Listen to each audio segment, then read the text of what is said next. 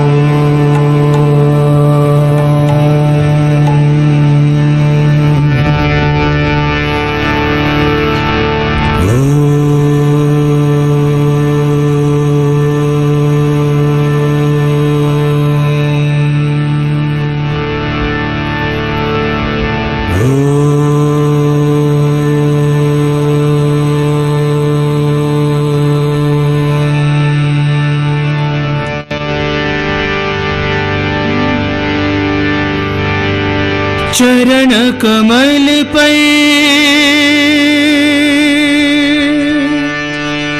शीश नमाऊं, अर्पण करूं तुझे नमस्कार। भक्ति भाव की ये स्वरमाला कर लेना बाबा स्वीकार, कर लेना बाबा स्वीकार। साई बाबा सकल भुवन के दाता,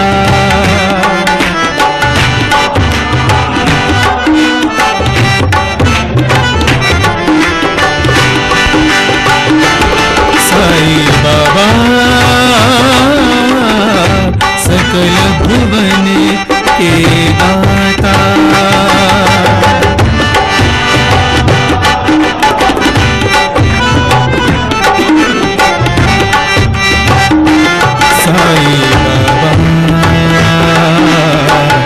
सकल भुवन के दाता,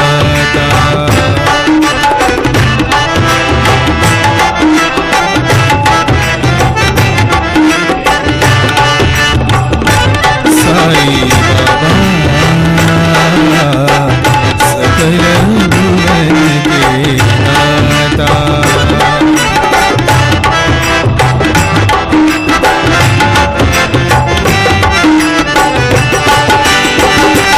साई बाबा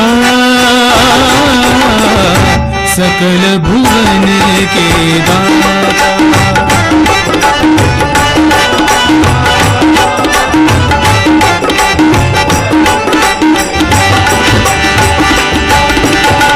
रूप मनोहर कमलाकांता,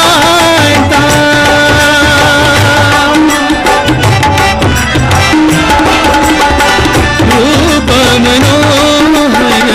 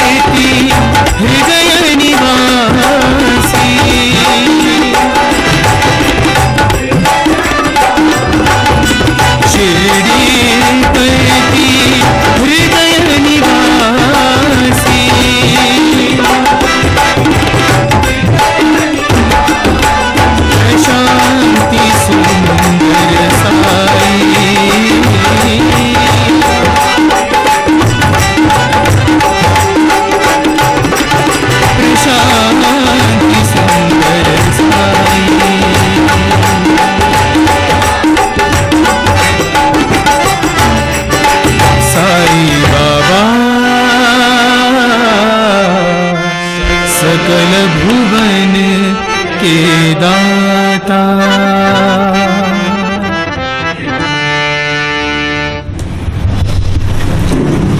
Invoking the beloved presence of our Swami and praying to him for his benediction. Most revered elders, dear brothers and sisters, a very warm and loving Sairam to all of you. It's a matter of a great privilege for me to be amidst all of you in this, one of the oldest samitis in the Sai fraternity, in the entire fraternity. For about 6 years I was in Bangalore, and we used to come and practice in Malleshwaram itself, and so it brings a lot of nostalgic memories also as I sit over here. And to all those generations of people, of devotees who have taken the legacy of Bhagwan right from the 1950s, my humble pranams to all of them, to all the elders who have brought the legacy of Swami up to this generation, and also my pranams to all the youngsters who are going to take this legacy forward into the 21st century, into the next millennium. Even as I was wondering what to speak on, there was this beautiful thought, beautiful interaction that once was given by Bhagwan. He once asked, somebody asked Swami, Swami, how do we know that we love you? Do we love God? All of us will say yes. How do we know that we love God? How do you know that you love God? Isn't it a very beautiful question? And Swami's answer was even more beautiful because that's how the Lord is. And this was a question in my heart because, as you know, I was introduced very generously by Brother Raghavendra. When he was telling just a little diversion. He was telling the number of degrees that I have got. I'll need a bigger visiting card. I'll tell you what Swami says about degrees. You know what? How Swami describes degrees? Academic degrees, he says, are like begging bowls. Right? At best, what do they help you do? They help you to go to the market and ask, Bhai, de de.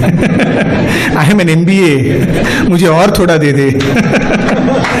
And when he said I was a PhD, I felt that in a sense it's not a compliment, because I would say I've got the most decorated begging bowl in the town. I go to the market and say I'm a PhD, so it just says that I've got the most decorated begging bowl. And PhD, Swami had given several definitions of PhD. For a very long time, PhD meant permanent head damage. So, I belong to that category, permanent head damage. But then Swami also gave a very beautiful definition of PhD. He said, PhD actually means pure-hearted devotee.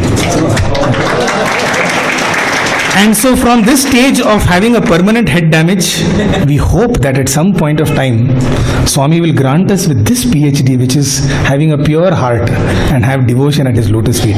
So that is the degree that I am aspiring for. All other degrees can be thrown into the dustbin. So coming back to this question of, how do we know we have love for God? Because that is the greatest degree in our lives, isn't it? Swami's answer was, the day you have tears in your eyes when you listen to the story of God, know that you have love for God in your heart. It will be probably the most unfortunate of events where we are hearing the glory of Swami, but nothing happens to me. There is no horripilations, there is no goosebumps, there is no tear in my eye. What an unfortunate, it will be a stone heart, isn't it? If we listen to the glory of God and there are no tears in our eyes, how do we know we have love for God the day we have tears in our eyes? And I'm just reminded of another beautiful experience that happened with one of our brothers. So there was a time in between 2006 and almost 2009, 2010, when Swami would ask for a lot of Meera bhajans. I'm sure if those of you who have visited Prashanti Nilayam during those days, almost every day there would be one or two Meera bhajans in the evenings. Bhajans composed by Meerabai. So one of the brothers tremendous, beautiful singer, fantastic singer, and he used to sing a bhajan which was very dear to Bhagwan's heart.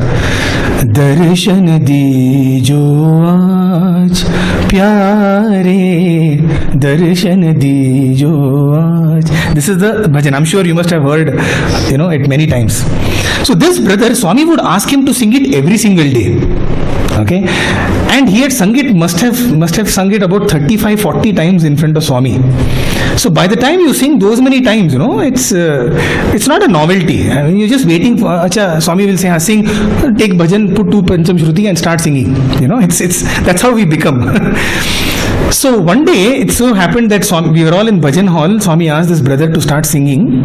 So he was singing with all the alap and all the emotions, Swami is looking at him and Swami is already emotional. See, the beauty is, innumerable times Swami has heard this song, but there's always tear in Swami's eyes. Even though he has heard it from Subbalakshmi days. From MS Subbalakshmi used to sing this song. From those days he has heard it, and yet every time it was sung, there used to be tears in Swami's eyes. So Swami is, very emotional. He is looking at this boy and saying, "Kya tumhara aankh mein aansu nahi hai?" How come there are no tears in your eyes? So this brother, he tells us very beautifully, he said, I had sung it 35-40 times. Kidhar se aansu aayenge yaar? It was such a rote, for us. Just like we all chant our 108 names.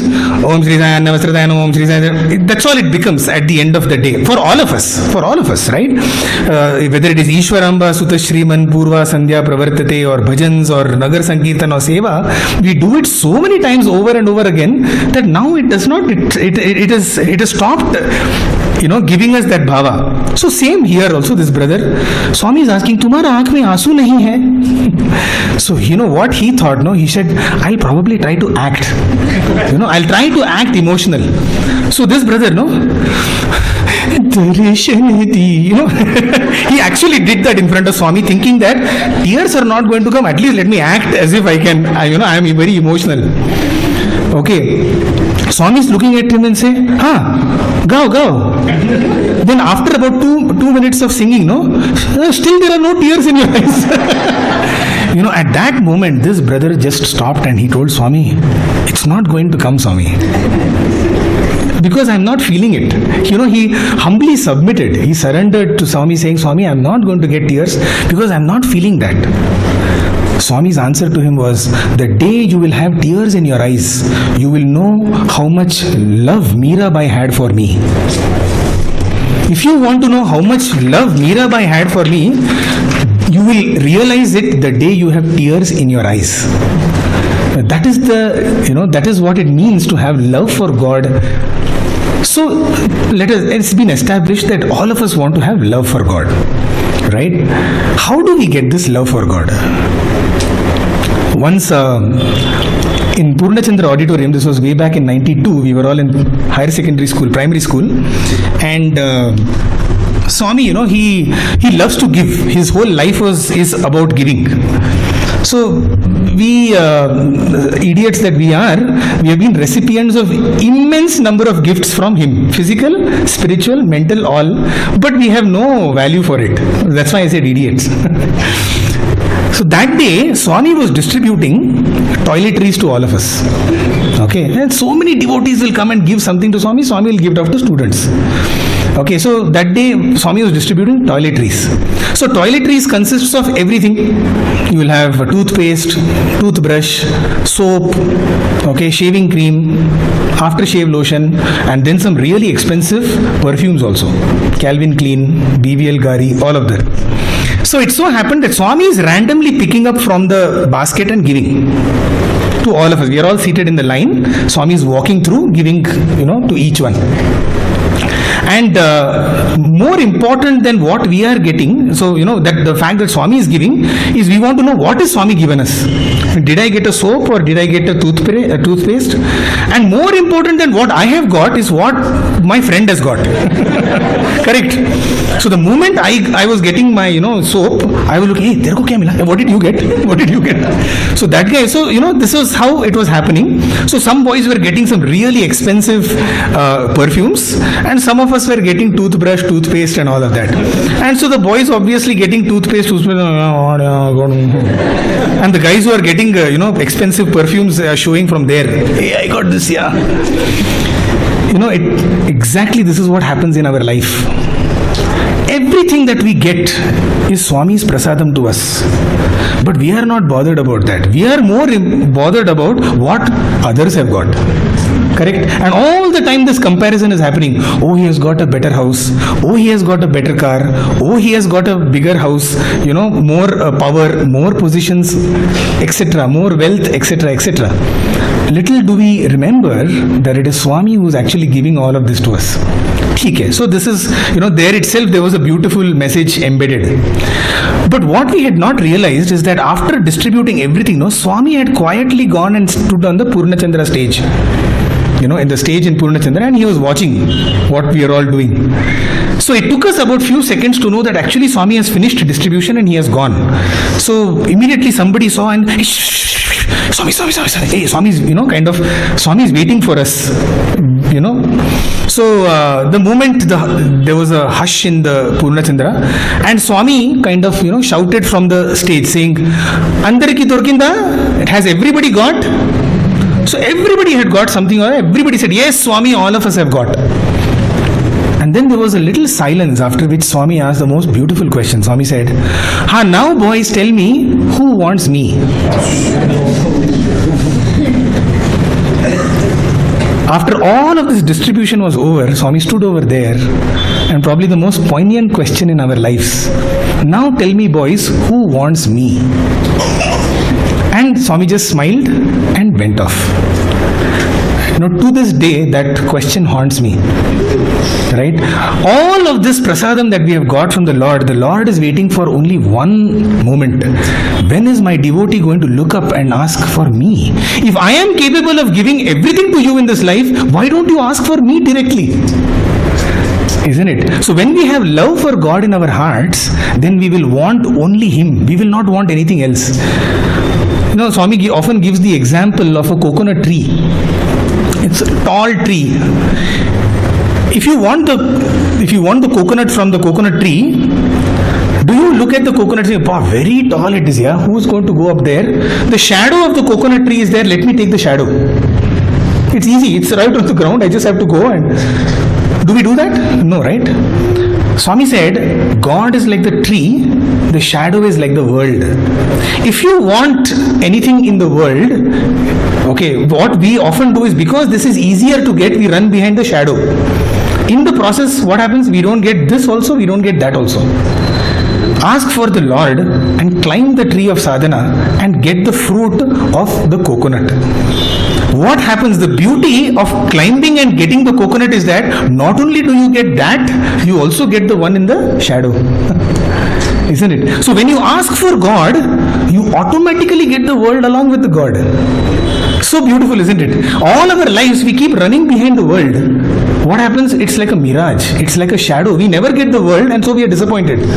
Let's run behind God and not because we want the world. We don't run behind God because we want the world.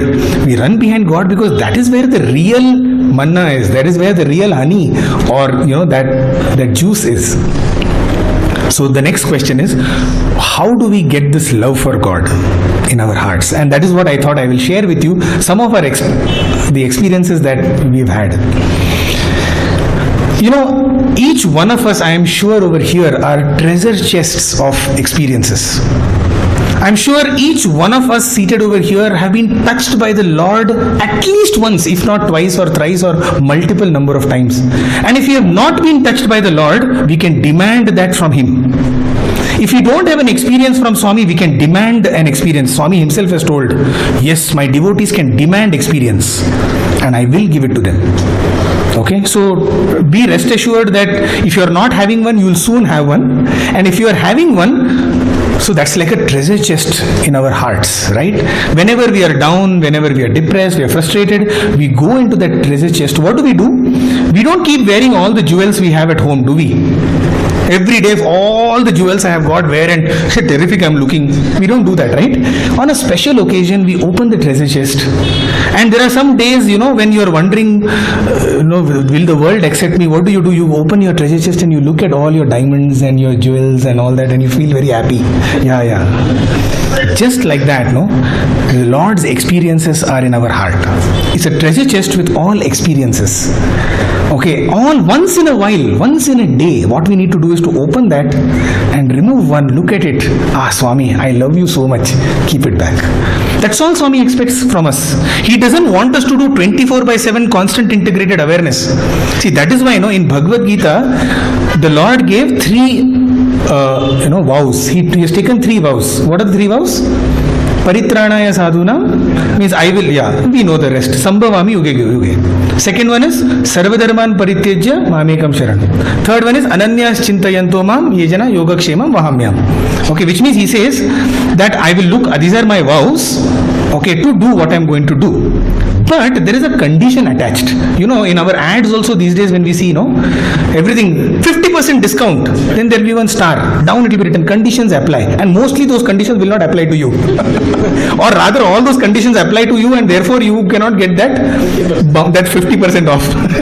Generally, I'm sure it happens to us, right? On the Black Friday on Amazon.in, we are looking for good deals. Some of those good deals don't, So similarly in Bhagavad Gita also, Krishna has kept those stars, asterisks. What are the asterisks? Sarvadharman parityajya mamekam sharanam means you have to leave everything and surrender to me. Okay, so this is a condition. If you do that, aham tva sarva papebhyo mokshayishyami mashucha. Second condition, ananyas chintayanto mam yejana paryupasa. Those who think incessantly of me, then I will look after them, yogakshemam vahamyam. Means I won't think of you if you don't think of me. This is a condition that Krishna has kept. I'm sure somewhere between the Krishna avatar and our Swami's avatar, the Lord must have said, oh my God, how difficult conditions I have put. What the world says, so difficult, no need of God. I'll run behind the world, it's enough.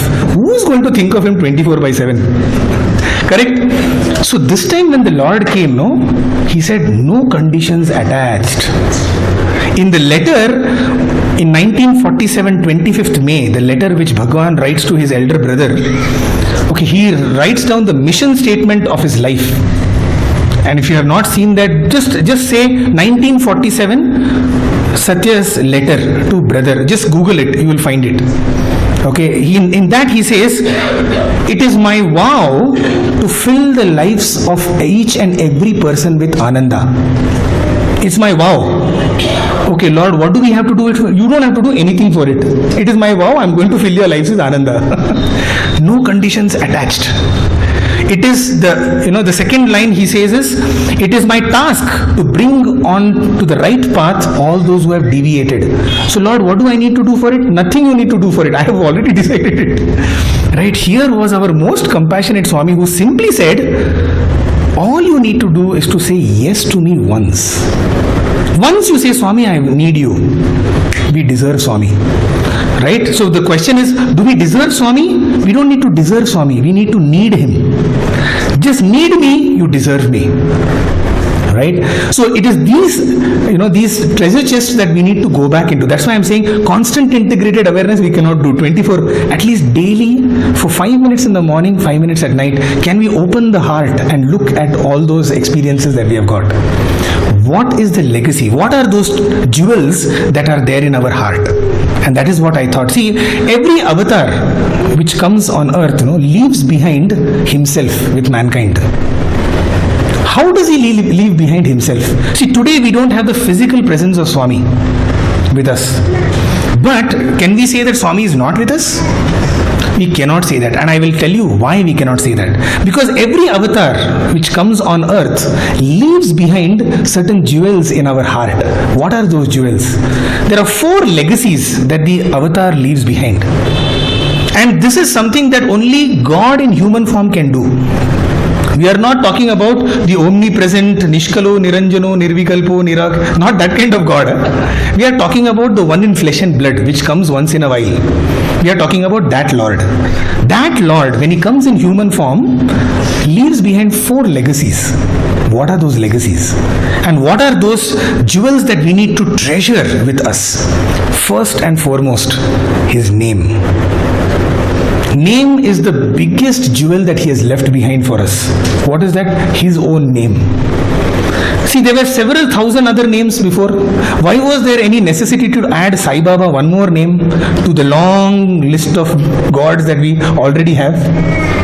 Correct? This should be a question, right? This is a question that comes to my mind also. Swami, you could have taken the existing names, no? Why did you add one more name to the long list of names? You know, we have Ashtotram, we have Sahasranamam, then we have Sahasranamam, like that. Why one more name?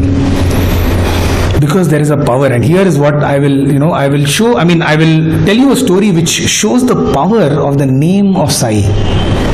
I'm sure you must be knowing this story, and so those of you who know it, enjoy it. Those of you who don't also will enjoy it. There used to be a brother, one of our elders in the hostel, many years back. I'm talking about 1970s. He had joined the Vrindavan campus, and during his course, when he was in Swami's college, he was diagnosed with leprosy.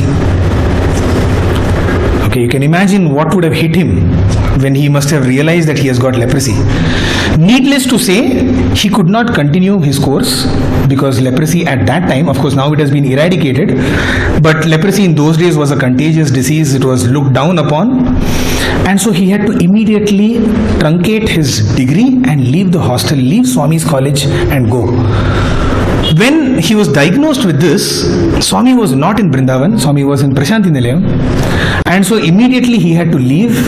He was from Shimoga. He was from the district of Shimoga in Karnataka, and he was a fatherless child. So he had only one mother in his home. That was the only source for him. For the mother, this son was the only source of everything for her. So just imagine, he took a bus back, he went to his home, and his mother was very surprised to see him right in the middle of the semester. What are you doing? Why did you come back? And he had to break this news to his mother that, "Mother, I am suffering from leprosy." You can imagine what would have happened to the mother. The only source of all her joy, all her livelihood, her son has been diagnosed with leprosy. You know what this mother did? In that moment, an absolute sorrow, you can imagine the tribulations and trials that she was going through. At that moment, she simply looked at Bhagwan's photograph, which was in her kitchen, and she started singing Antaranga Sai, Anathanath Sai. That bhajan was composed at that time. This bhajan Antaranga Sai, Anathanath Sai was composed by that mother from the depths of despair. Many years back, many years later, this brother was back in Vrindavan, means he had come for darshan. So one of the elder brothers, he saw him, "Arey, what happened to you? You are fine." He said, "Yes, that day, that bhajan from the heart of my mother cured me. It had cured this person of leprosy." That one bhajan. Right? So just imagine, that is the power. And if you look at this bhajan, Antaranga Sai, it's a very special bhajan, because nowhere in this whole bhajan does she ask God for anything. She doesn't say Daya Karo. She doesn't say Krupa Karo. She doesn't say Raksha Karo. She simply says, "Lord, you are the one seated in my heart. You know everything." With this feeling in our heart, let us sing this bhajan now. If that mother could bring out that bhava, I am sure our problems are much lesser than that, isn't it? Doesn't He know of all our problems, and can't He resolve all our problems? So let us sing that bhajan.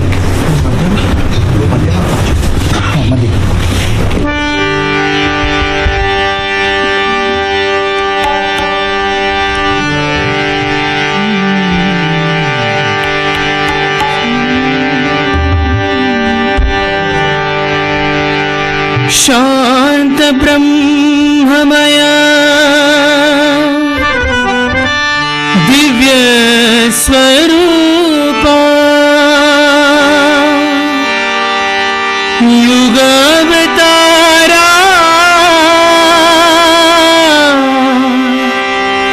परमदया घन दीन दया घन करुणा साई दीन दया घन करुणा साई अंतरंग साई अनाथ नाथ साई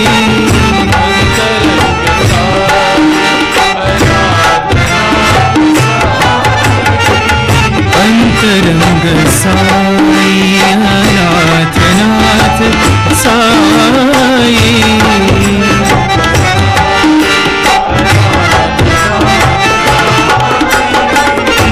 दीन बंधु साई करुण सिंधु साई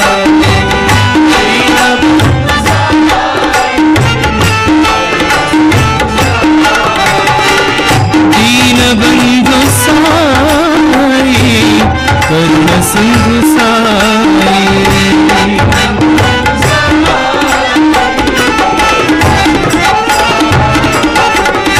अंतरंग साई अनाथ नाथ साई अनाथ नाथ साई राम कृष्ण शिव शक्ति प्रेम रूप साई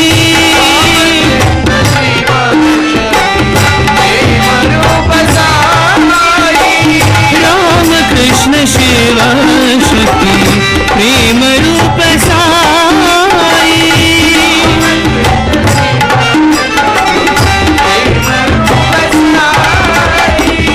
युगावतार बाबा श्री सत्य साई युगावतार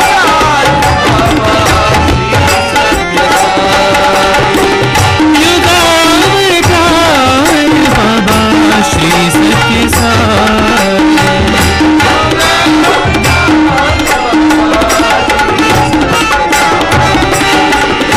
अंतरंग साई अनाथ नाथ Sai. So beautiful, isn't it, this bhajan? See, nowhere in this whole bhajan she asks for daya karo. She simply says Antaranga Sai, Anathanath Sai, Deena Bandhu Sai, Karuna Sindhu Sai.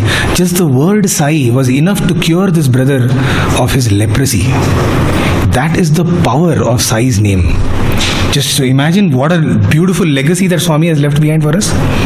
And I think the bigger legacy, and Swami simply did not leave his name behind for us, he also added bhajans along with it. He simply said, you put any tune to it, you put, whether you sing it in Carnatic style, Hindustani style, Western classical, Western rock, pop, anything you put, you just use my name, don't worry, I'll take care. Because he knew that those who don't know Hindustani, what do? So that means they will never find a place in heaven, is it? So if you don't know music, what will you do? Then also you can sing. Simple. All you have to do is to chant his name. That Namasmarana is one of the greatest legacies. And of course, Swami has given us this beautiful legacy called Sai Bhajans. Probably the crest jewel. And I would say, for Venkateshwara there are 7 doors. Similarly for our Sai also there are several doors. The first door is Sai Bhajans. Because I am sure each one of us were attracted to Bhagwan through bhajans. Yes, I'm reminded of a beautiful experience here, an anecdote that was told to us. This happened in London. There was a person who had fed up with life, completely distraught with life. he going through all sorts of troubles in his life, and because of that he had taken to drugs and to smoking and to drinking, and all of the the sorry things that you can think of had afflicted him. Finally, in the utter moment of despair, he decided to jump into Thames, into the chilling waters of the river, and give up his life. So as he had made up his mind, and one afternoon he was about to jump, suddenly, he hears a sound. Stop, don't do it. He hears this voice. He's wondering, who is this? There's nobody around.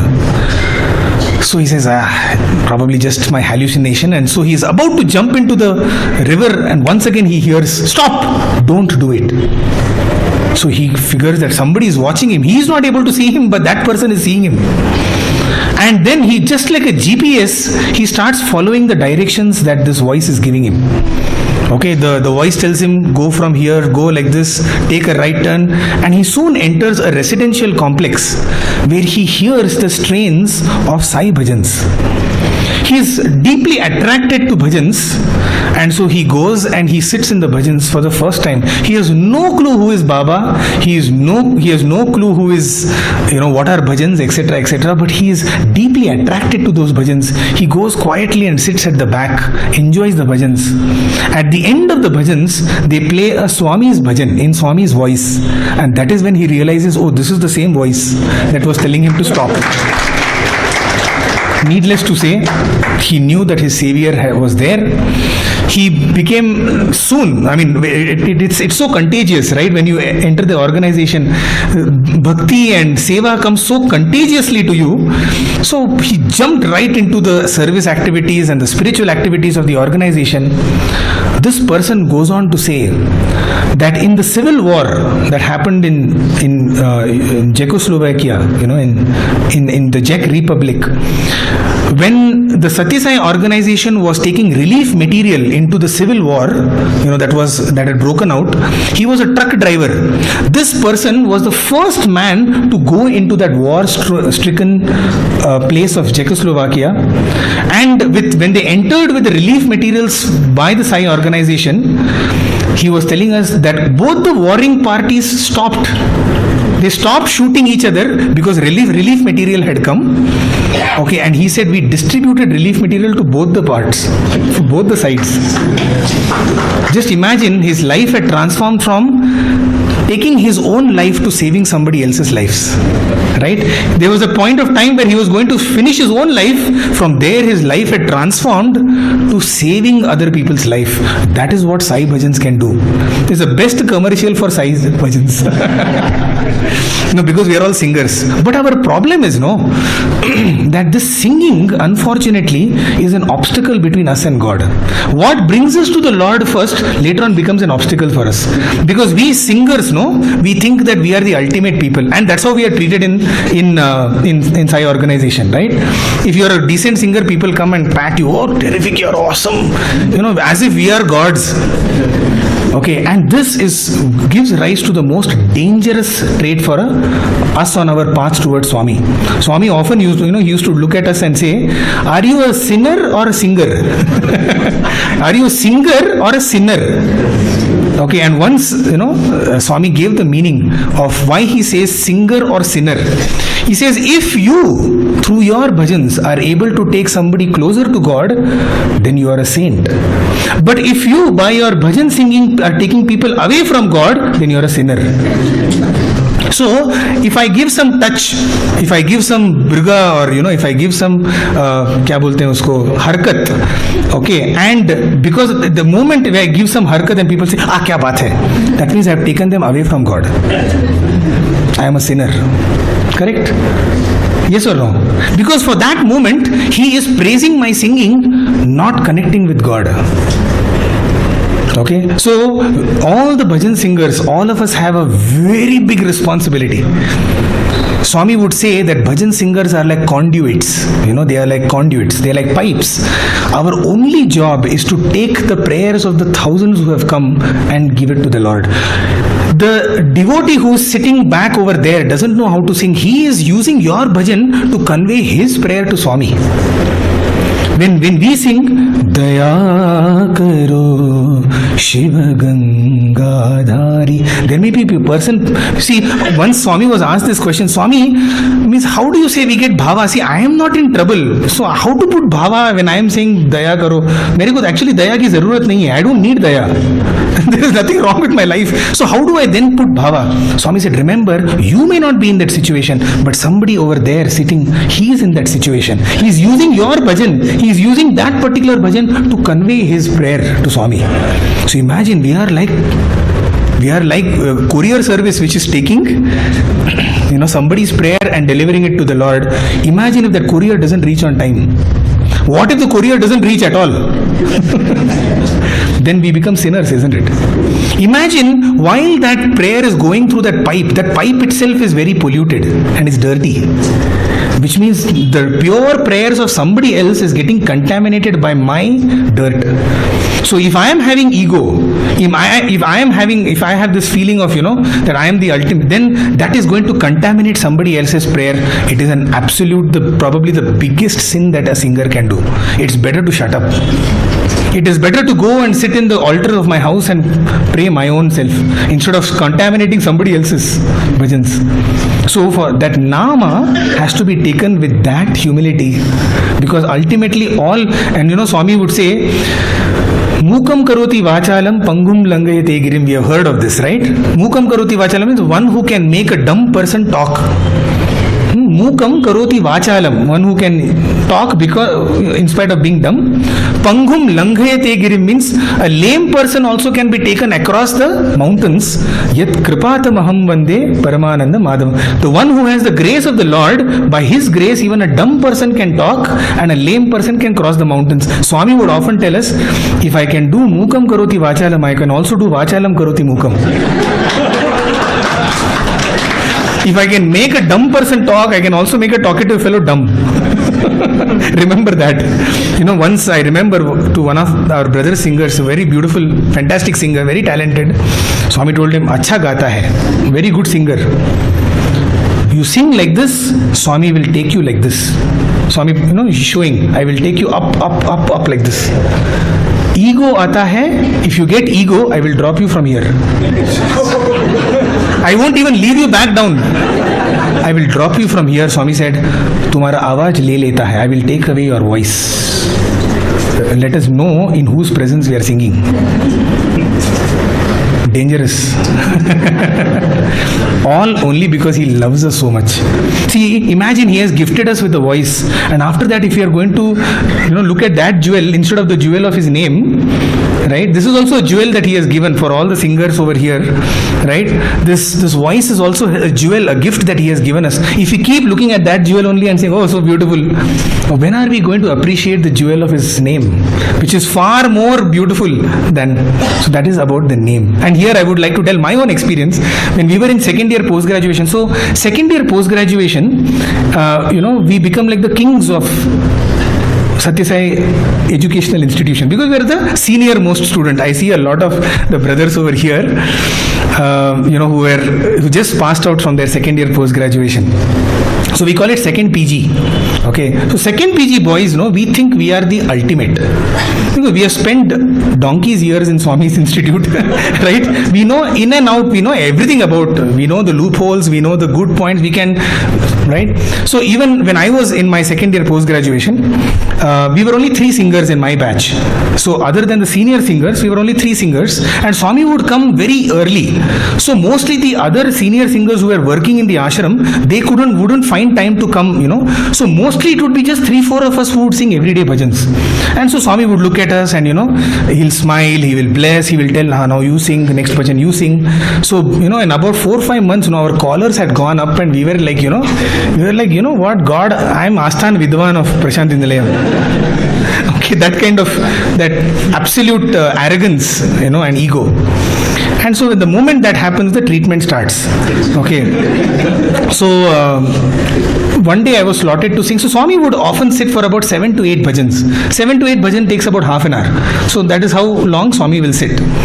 So in those days, Swami, there was this brass railing, for those of you who have seen, those days. And Swami would sit outside, and how would he show that it is Aarti time is, he will just, stretch his hand out to hold that brass railing, and that means that Aarti should start. Okay, so the moment he stretches his hand out to get up, the Aarti will be taken. And our Pujari sir also, he'll be waiting when that hand is going to come. Because it has to happen in a nanosecond, like that, He'll also be waiting with that matchbox in his hand. I mean, I'm just, we used to see, uncle, wait for 2 minutes, you wait. So, it was one of the days when I was slotted to sing the 7th bhajan. And after the 6th bhajan, Swami took Aarti. The next day I was slotted to sing the 6th bhajan. After 5th bhajan, Swami took Aarti. The following day I was slotted to sing the 5th bhajan. After 4th bhajan, Swami took Aarti. So whenever such things happen, we have one coordinator sir, or convener sir, a very elder sir in our bhajan group, who has very long antennas. He'll be catching all these signals. Okay, means who is Swami sitting for, all of that. I won't reveal his name, most of you must be knowing. So, so I knew that his antenna had caught it. Okay. So generally when such a thing happens, we will get one Gyan session. We call it that, post bhajan Gyan session. Means, hey, Gyan, basically they will come and tell you where you are making mistakes. So that day I ran off from Mandir. Okay. I didn't want that Gyan session. Next day, I was slotted to sing Ganesh bhajan. Okay. So, I said to Swami in my mind, Aaj kidhar bhage jaoge? Where will you run today? Last 3 days you have been getting up before my bhajan. Today I am singing Ganesh bhajan. You have to sit for my bhajan. You have no choice. Right? This is my thought process. That day, outside, Swami calls 4 speakers to speak. Okay. So Swami would often suddenly out of the blue, he will ask students to come and give a speech. So that day 4 speakers were called upon to speak extempore, and most of them will have some kind of a skeleton ready, right? Most students are prepared for it, and it's a chance for them, grab the chance, make hay while the sun shines, kind of. So grab the chance when you get it. So Swami will say, any speakers? Some boys will raise, come and speak. That's how Swami has even trained us in public speaking. So that day 4 speakers spoke, and I was saying, this is a good move. My internal conversation with Swami says it's a good move. That you're trying to avoid me. Okay, but then this monkey mind, it starts saying, why am I taking that Swami is trying to avoid me? Maybe it's a chance for those 4 speakers. Right? Why am I taking on to myself? And if today bhajans don't happen, it's not really my problem. Okay? Because those 4 speakers also could be getting blessed. Means I'm justifying to myself. After the 4 speakers over, 1 hour is over. Okay. And so I thought now Swami will directly take Aarti and go. He'll retire. Can you believe what Swami does? That day, out of all the days in the year and in the decade that I've spent, Swami looks, after the 4 speakers are over, he looks in the direction of the primary school children and say, today you sing bhajans.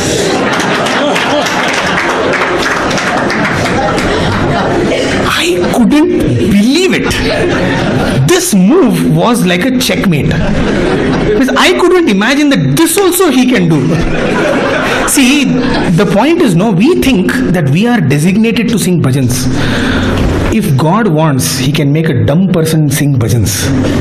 That day, he made primary school children sing for half an hour bhajans.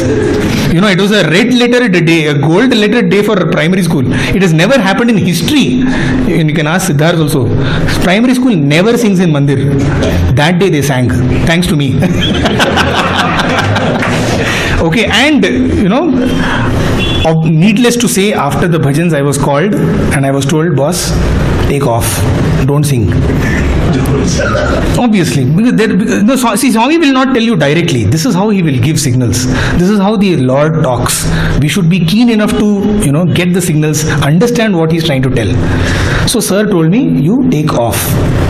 And for the next 40 days, I did not sing in Mandir. And believe me, brothers and sisters, the best learning moments of my life was during those 40 days. Not when I sang in front of Swami, but when I did not sing in front of Swami. Because every single day it was like one nail being hammered into me. what you thought without you bhajans cannot happen. Huh? This is Swami telling me. And every day Swami would sit for 10-15 bhajans. And I would be sitting at the back. And I still remember what I would do is after the bhajans would get over, I would go back to the hostel. And I would, I'll go into the music room and I will take my harmonium and I used to practice. Because I would say, in Mandir you can escape me, here you can't escape me. Here it's all one-on-one, right? And of course at that time I did not know that this was going to go on for 40 days, because every day felt like 40 days at that time. Eventually, one day, sir told me, today you sing the third bhajan. So he said, sing Sarva Dharma Bhajan. I said, okay sir. I was going to sing Allahu Akbar, and that was the third bhajan. That day Swami comes and sits outside and he asks 6 speakers to speak. Okay. And again, once again, this game between Swami and me, and I'm wondering, one by one he's calling, now you come and speak. And that day, even the students weren't ready actually to speak. So much so that one boy, I still remember, Swami dragged him out, okay, and said, you speak. So Swami, I don't want to speak. No, you should speak. I'm saying, what is your problem? If he doesn't want to speak, let him not speak. Okay, and this brother, I still remember, it is a hilarious talk because he was shivering. Just imagine in Kulvantal, he's not prepared. He simply went, he simply said, Purnamadah Purnavidam Purnat Purnamudachyate Purnasya Purnamadaya Purnameva Vashishyate. He is full, we are full, this hall is full, everything is full. Though this fool has come from that fool, this fool remains full. Okay. And he said, my heart is full, the words are few, Jai Sai Ram. This was his talk that day. I still remember it very vividly. This was his talk. And but you should have seen Swami's reaction. Swami, all the entire student community, we were putting our head down in shame. What is the speaker?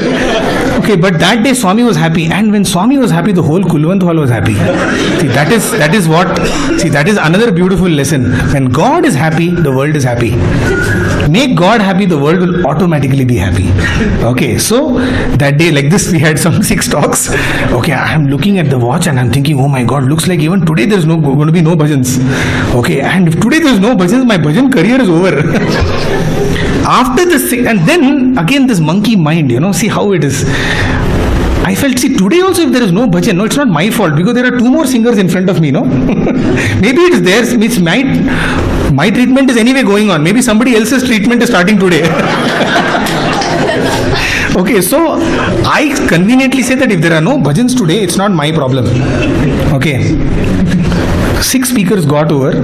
Swami looks at bhajan group and says, today we will have 2 bhajans.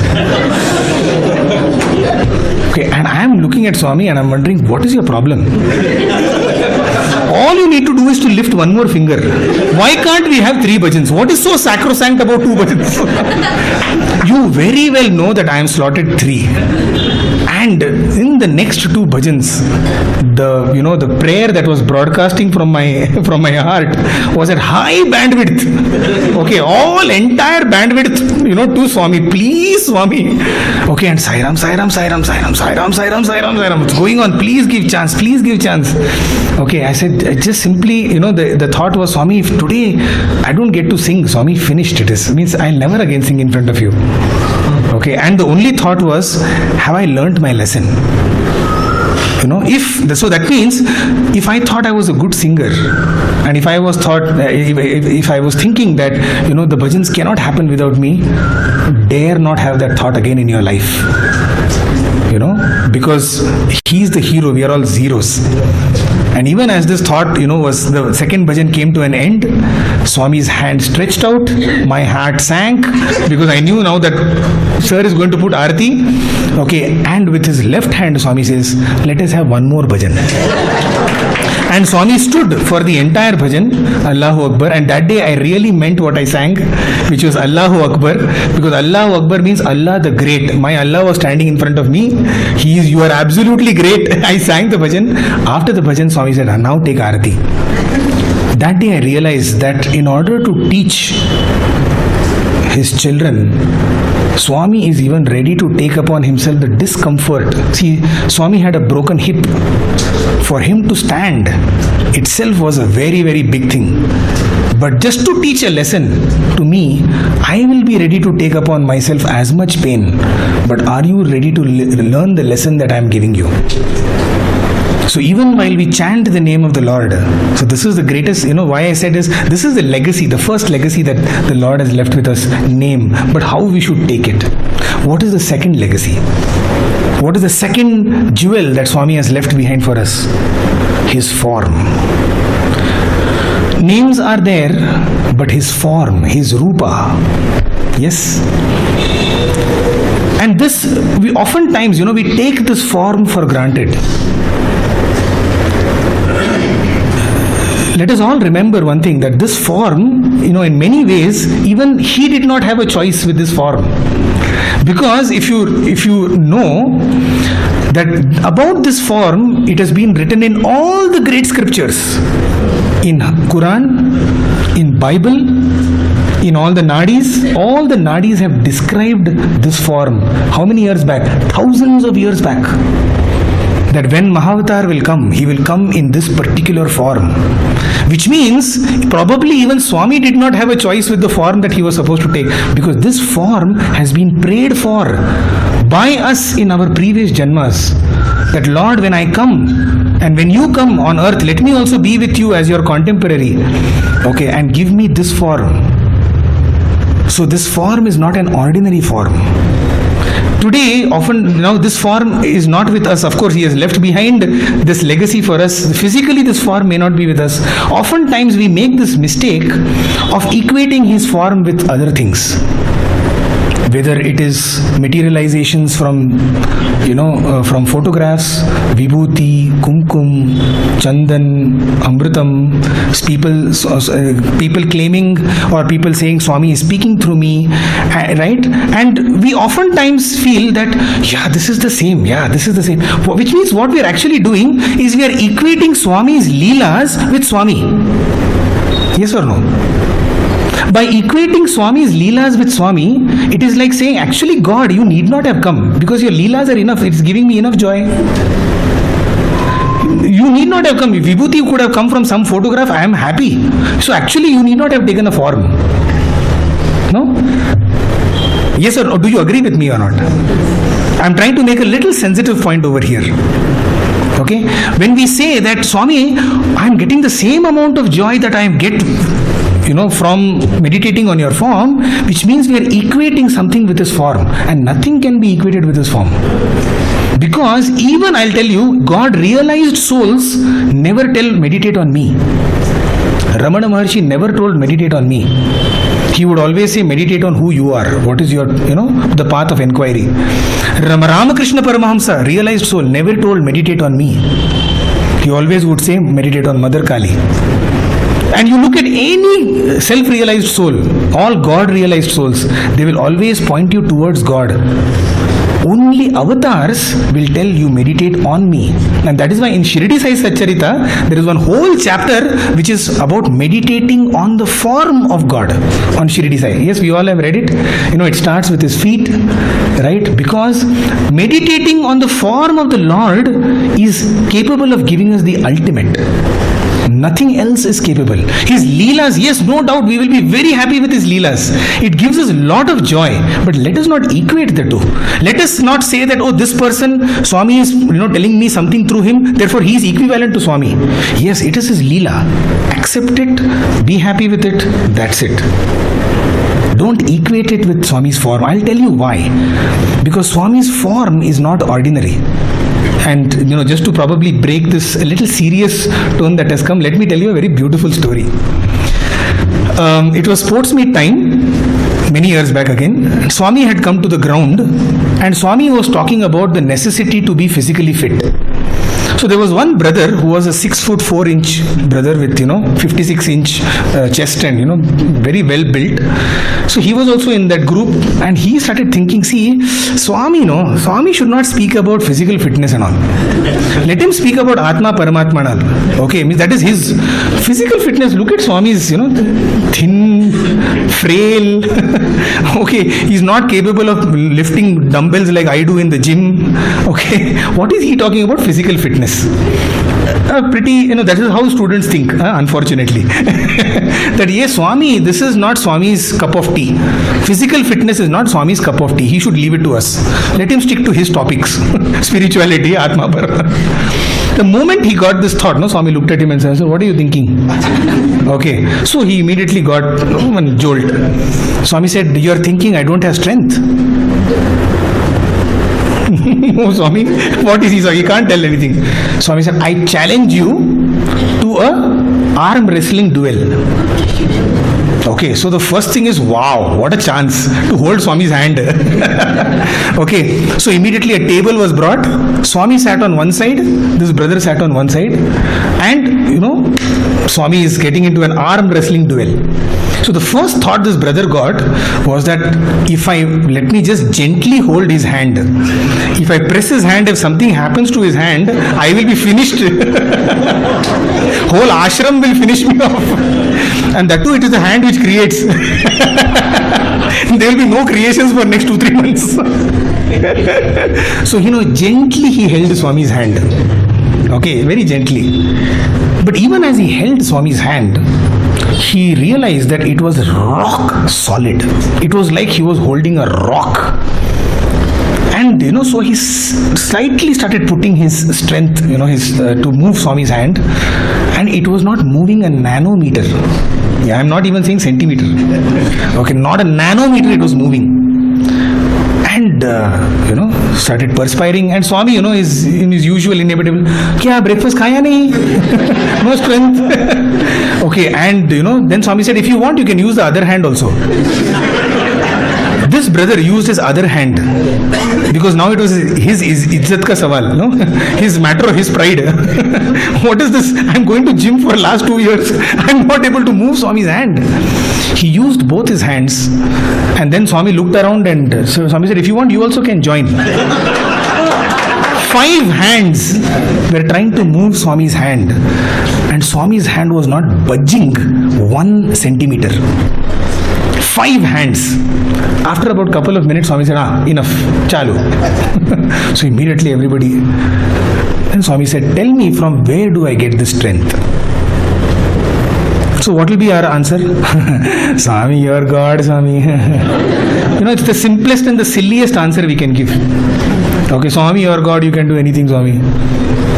Swami did not come for that sake, Swami came down to tell us what he told. Swami made a very beautiful point. Swami said, hey, do you really think I have to use my divine powers to beat you in arm wrestling?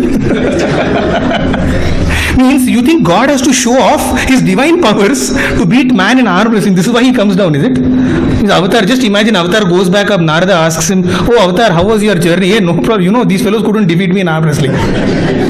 You really think Avatar has to use his divine powers, to show off like this? Swami said, I don't need my divine powers, Ra. To defeat you in arm wrestling, I have to use my divine powers, Ra. Now this is the punchline. Swami said, the strength comes because this body from top to toe has never thought, has never spoken, has never done any harm to anybody. In my entire life, Swami is telling, from top to toe, not one cell of my body has thought, done or spoken ill about anyone. This strength comes from the physical purity that this body has gone through. You also can do that. See, this is the crux of Swami's message. That if I can have this purity, so can you. All you need to do is to practice this Trikarana Shuddhi. Don't talk, don't think, don't do any harm to others. We also can get power. We also can get this energy. So this body is not an ordinary body.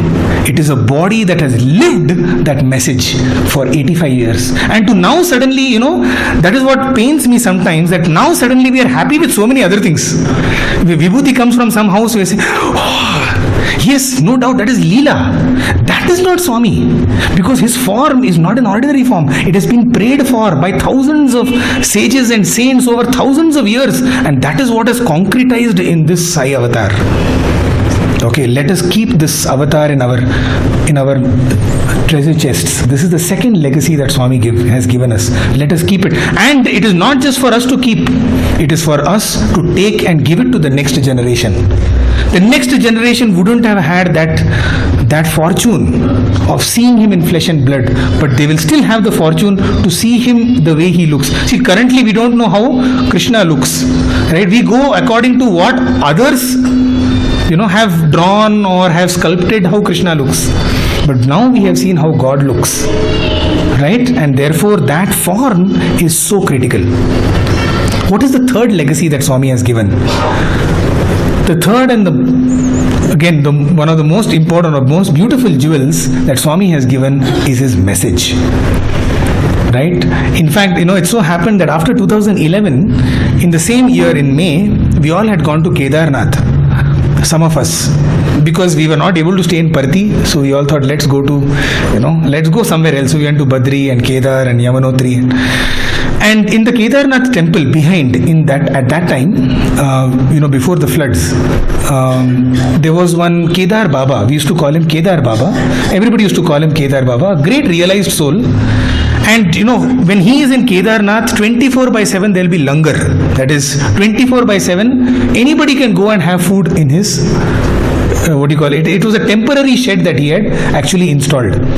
And everybody, whoever came over there, got khichdi and some kadhi for everybody. So the 6 months when the Kedarnath is open, you will find Kedar Baba over there. He will not ask you for money. He will not ask for anything. He will not even talk to you actually. Okay, he will be sitting around. He's an Agnihotra, so continuously, fire will be burning. He will be sitting around the fire. So we all went to have his darshan. We went and we sat. And the moment he said, "Kahan se aaye ho?" We said, "Hum log Puttaparthi se aaye hain." "Baitho." He said, "All of you sit." So we just sat, and for about 5 minutes, these realized souls, unlike we fools, they don't talk. They are lost in their own sadhana. So he didn't say anything. So then one of us just broke the silence, because we didn't know what else to do. Unfortunately, we don't appreciate silence. Right? We want to break the silence. We said, "Swamiji, ek prashna hai. We have one question." "Kya hai?" he asked. So one of the members of our group said, "We are feeling very, very sad because our guru has left us. How to overcome this sadness?"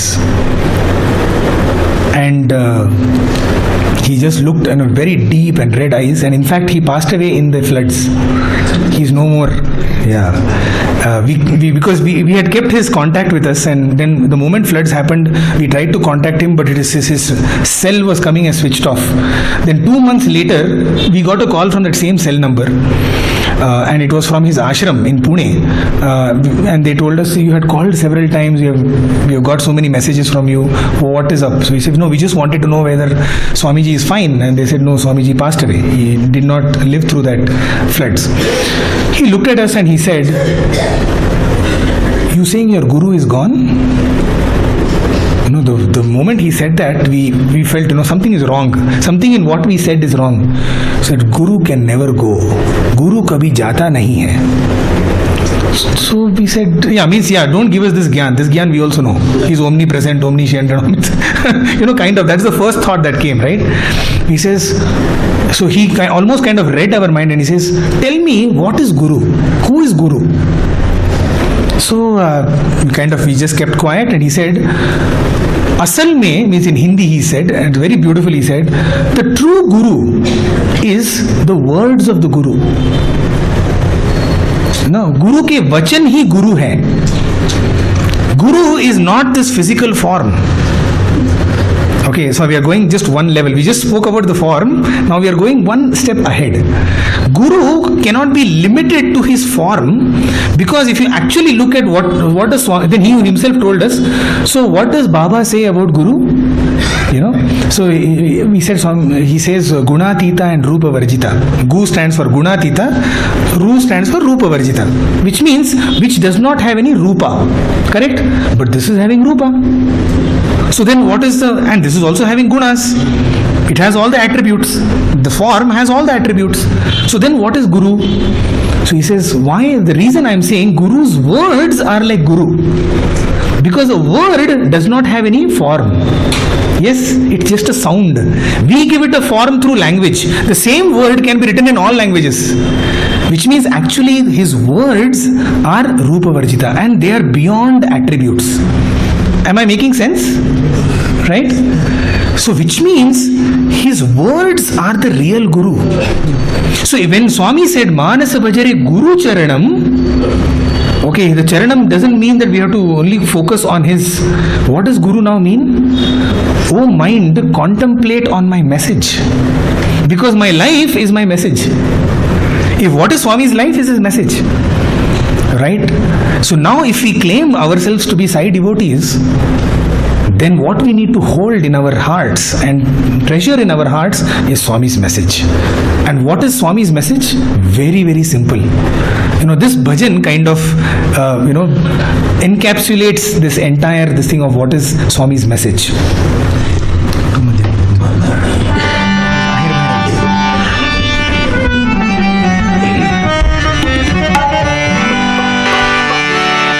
हर प्राणी में साई, हर प्राणी में बाबा,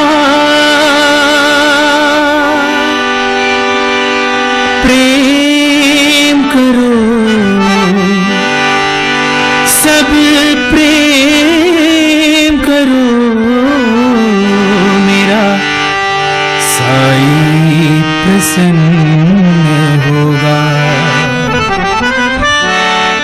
मेरा साई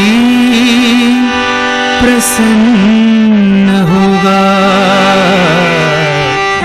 मेरा साई प्रसन्न होगा। दिन दुखियों से प्रेम करो, मेरा साई प्रसन्न होगा।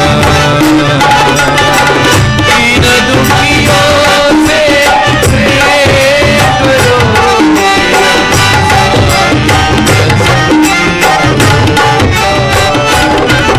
साई मेरा मैं तेरा, ये प्रेम की बहती धारा, मेरा मैं तेरा, प्रेम की बहती धारा, साई मेरा मैं तेरा, प्रेम की बहती धारा, मेरा मैं तेरा, प्रेम की बहती धारा, ये प्रेम की बहती धारा, प्रेम की बहती धारा, ये प्रेम की बहती धारा,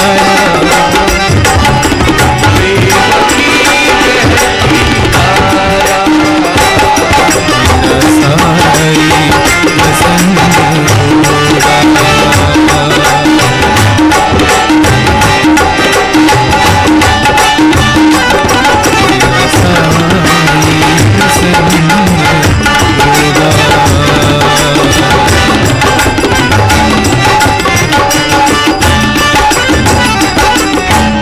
दिन दुखियों से प्रेम करो, मेरा साई प्रसन्न होगा। This bhajan very beautifully says, Har prani mein Sai, Har prani mein Baba. This is simply the simplest way we can understand Swami's message. See me in everyone, in everything. right? And tell me, who of us are not dinas and who are not dukhiyas? All of us have got some problem or other. So therefore, let me love everybody. Because दिन दुखियों से प्रेम करो, मेरा साई प्रसन्न होगा. Why? Because हर प्राणी में Sai, in every person and in everything there is Sai, and Sai is within me. Right? So this Sai within me is loving the Sai within everyone. Right? That simply, I wouldn't go too much more into, we all know all the Satya Sai speaks and Vahinis and everything is there. But this is what Swami's message is, in a very simple way. And finally, let me come to the last jewel, the last legacy that the avatar left behind. And that is his place, his home. What are the 4 legacies? Name, form, message, and home, his place. Why I say his place? See, oftentimes when we go to some temple and somebody tells, here Rama had stayed for 2 months. Oh, Sayo. We had gone to Hampi. I don't know whether you have gone to Hampi. It's a very beautiful place. Okay, it's a very historic place. Through all yugas, it has some history. Pandavas, Ramayana, everything is over there. Kishkinda is very close to Hampi. And Hanuman's birthplace, Anjanadri, is in Hampi. This is a little commercial on Hampi, sorry. So there is one cave over there, which is where Rama stayed for 4 months. After Sugriva was anointed as the king of Kishkinda, Sugriva immediately wanted to start the search for Sita, Mother Sita, but Rama said, now you wait, now it's rainy season, let this rainy season get over, then you start the search.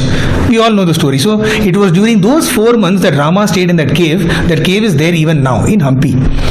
So, and it is the only place where, in all other temples, you will have always Janaki Rama. You will always have Rama and Lakshmana. And Rama, wherever you see, will always be with Kodanda. Right? In that temple, there is no Janaki, because Janaki was not with Rama at that time. And Rama does not have a bow also. The only bow which is held over there is by Lakshmana. Okay, Lakshmana is standing behind, Rama is sitting. That's the Vigraham over there. So we all paid our obeisance over there and we were very happy and saw where Rama stayed for 4 months. I'm sure each one of you would have gone to some such great temple where somebody would have told, Parvati spent one night here, Shiva bathed over here, right? You go to Uttarakhand, that's called Deva Bhumi. Everywhere you will find there is some significance of some temple. So just imagine when we give so much importance to a place where somebody has stayed for 1 week, 1 night, 1 month, 1 day, 1 year. Imagine now we have a place where God has stayed for 80 years. And if you look at all the avatars, one very strange thing you will find in all avatars. In all the avatars, their Janma Kshetras and their Karya Kshetras have never been the same. Which means the place of their birth and the place of their activities are always different. See, look at Krishna. Krishna was born in Mathura, but all his leelas are in Gokul, Vrindavan or in Hastinapur. Okay. Rama, he was born in Ayodhya, but all his leelas were in Dandakaranya and in Lanka. Shirdi, all his he was born in Patri, but all his leelas were in Shirdi. Jesus Christ, born in Bethlehem, all his leelas are in Jerusalem. Look at all avatars. Their Karya Kshetras and their Janma Kshetras are never the same. For some strange reason, except our avatar. His birthplace and his Karya Kshetras have been the same. And probably because of that one vow or one promise that he gave his mother. His mother told, right? Ishwarama Garu had told Swami, please don't leave Parthi and go. Otherwise, people were ready to hijack Swami from Parthi. Yeah, it's not just today's that Swami is, elsewhere. It is from those days. Then only Swami, they wanted to take Swami away from Parthi. There were several offers given to Swami. Swami, you come to Mysore. Mysore Raja had given Mysore Palace to Swami. You start your ashram there. Swami would have actually been in Mysore. Probably closer to Bangalore. No, but Parthi is even then closer to Bangalore. Right? There was, in fact, there are several stories. That's why it is so important to know the story of the Lord. Okay. So that is the importance of the place of Puttaparthi. Let me just give you two examples of Puttaparthi and what is the significance of Puttaparthi. Maybe the first one you will know, so I will just tell it really fast. It so happened that in Indore, there is one place, there's a person called Arun Mandale. The reason I'm giving you names along with names is so that, I am authentic. I'm not making up stories. Because there's a problem with authenticity also today. Right? So there was this person called Arun Mandale, and he himself has told us the story. He is from Indore, Bhopal. I'm getting confused, either Indore or Bhopal. So he was, the Samiti was in his home. Every Thursday bhajans would happen in his home. He started noticing that some new people are coming to his home for bhajans, hitherto unknown, unknown faces. So after a few weeks, he wanted to ask people,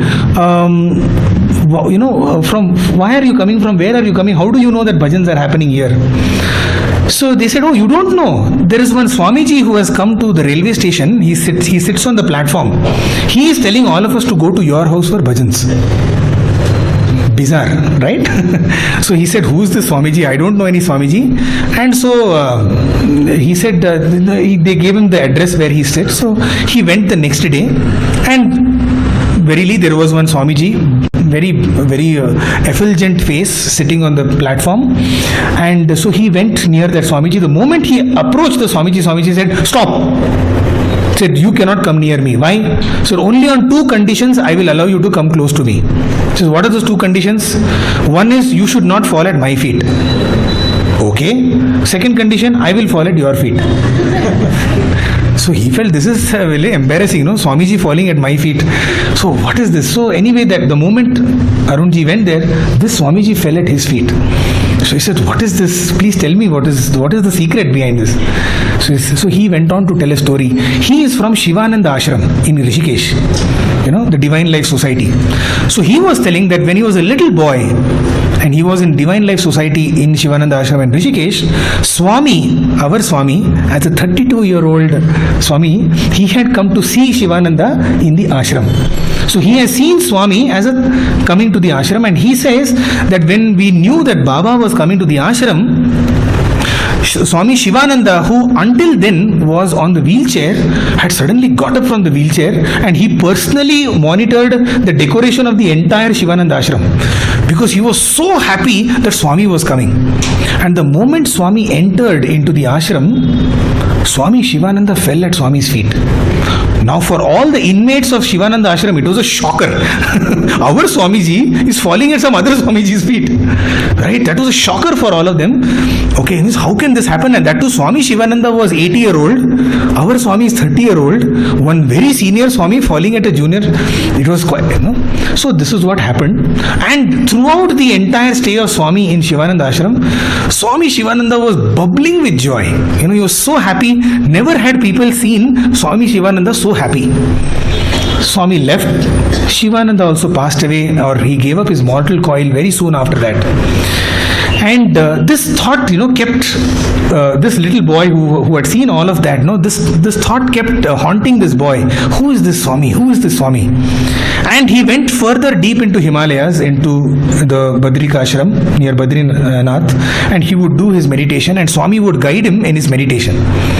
After several years, many years later, he decided that he will come to have Swami's darshan. Okay, means who is that Swami who came and who is guiding me? I want to go and see him. So he went from Badrinath, he came to Rishikesh, from Rishikesh to Delhi. From Delhi he took one train, he landed up in Dharmavaram. Okay, and waiting for this morning 6 o'clock 5:30 bus which comes to Puttaparthi.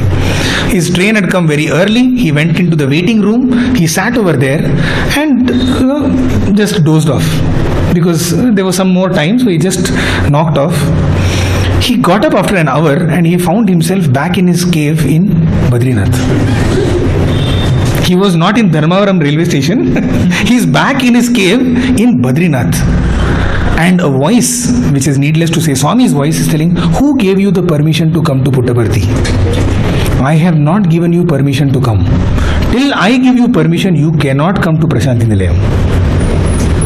Now imagine all of us We just sit in a car or in a bus or in a train and we reach Parthi and we think it is that easy. Let us not take for granted what is that kshetra which has been, which has lived in the presence of the Lord. Second, I will tell you very quickly, this was told actually very recent as ashram only. He used to work as a doctor for Shivananda ashram. So somebody told him you should go, this was his introduction to Swami. So somebody told him you should go to Puttaparthi. So he said, see, I am already associated with Shivananda ashram, I cannot go to any other place like this. So that person told him, you write to Shivananda ashram and ask them permission if you can go. If they give you permission, what is your problem? Right? So he wrote to the Shivananda ashram headquarters saying, I would like to visit Puttaparthi. Do I have the permission to? The reply that he got was, without doubt, do go to Puttaparthi. Going to Prashanti Nilayam is equivalent to going to 1 lakh temples. This is what the ashram in Shivananda's ashram has written back as reply, that it will be a great good fortune to go to Prashanti Nilayam. Okay, because going to Prashanti Nilayam is equivalent to visiting 1 lakh temples. This is not my words, huh? Don't believe me. If you want, you can believe those Shivananda ashram people. This is what they have said. That is the power of that place. Why? Because the Lord has lived in that place.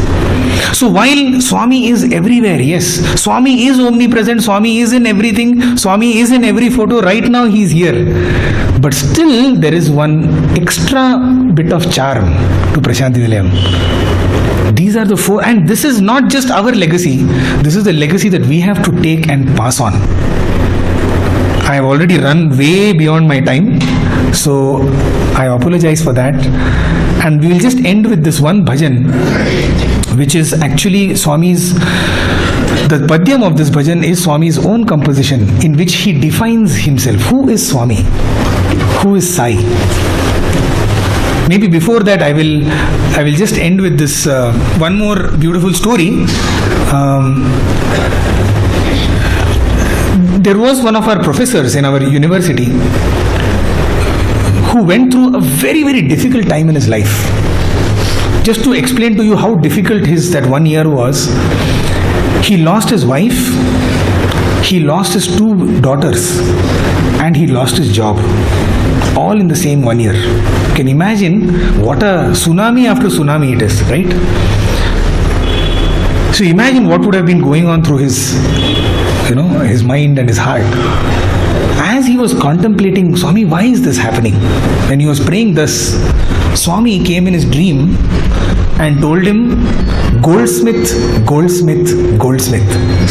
3 times Swami said goldsmith. So he woke up and he was wondering, what is this, Swami? What is the meaning of this goldsmith?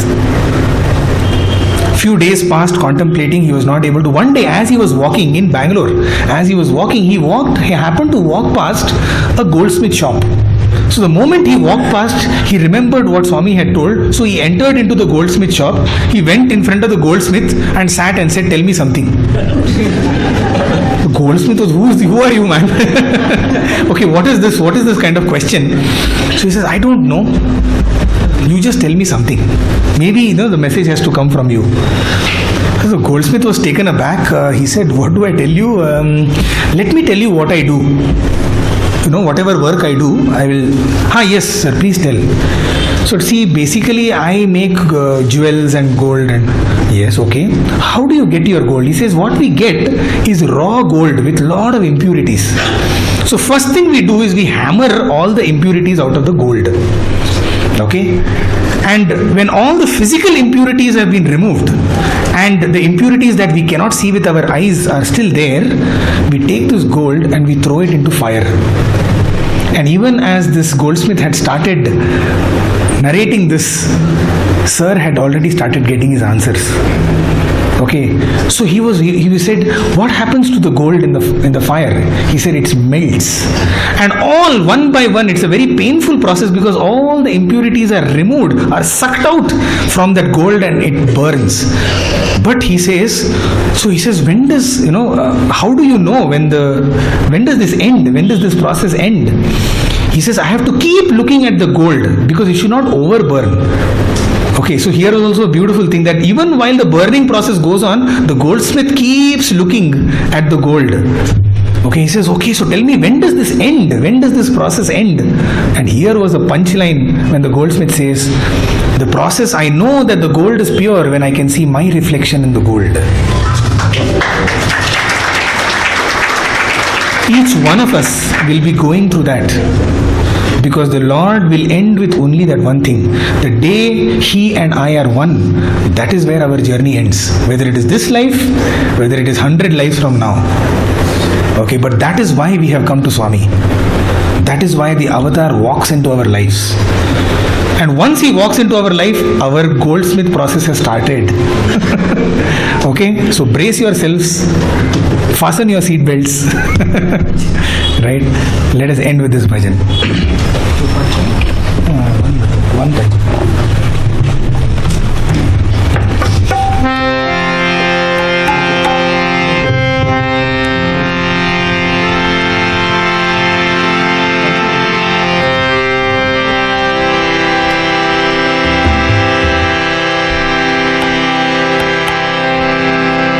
सर्वनाम धरम शांतम सर्वरूप धरम शिवम सच्चिदानंद रूपम अद्वैतम सत्यम शिवम सुंदरम सत्यम शिवम सुंदरम सत्यम शिवम सुंदरम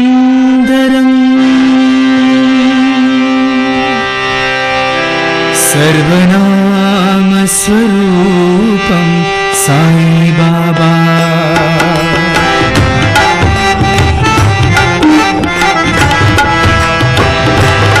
सर्वनाम स्वरूपम साई बाबा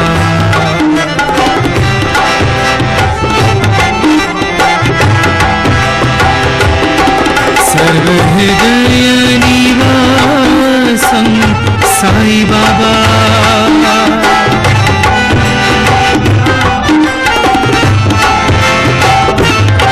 सर्वहृदय निवासम साई बाबा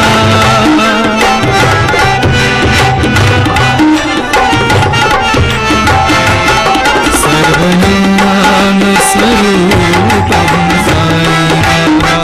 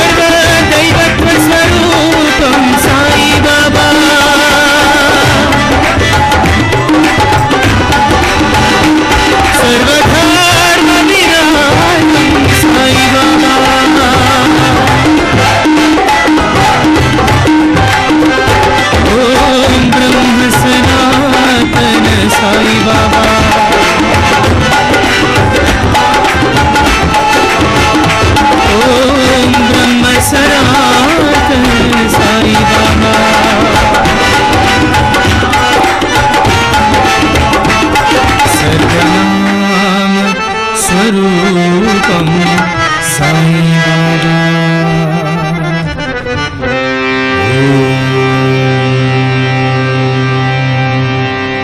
शांति शांति शांति। भगवान श्री सत्य साई बाबा जी की। Thank you, Sai Ram.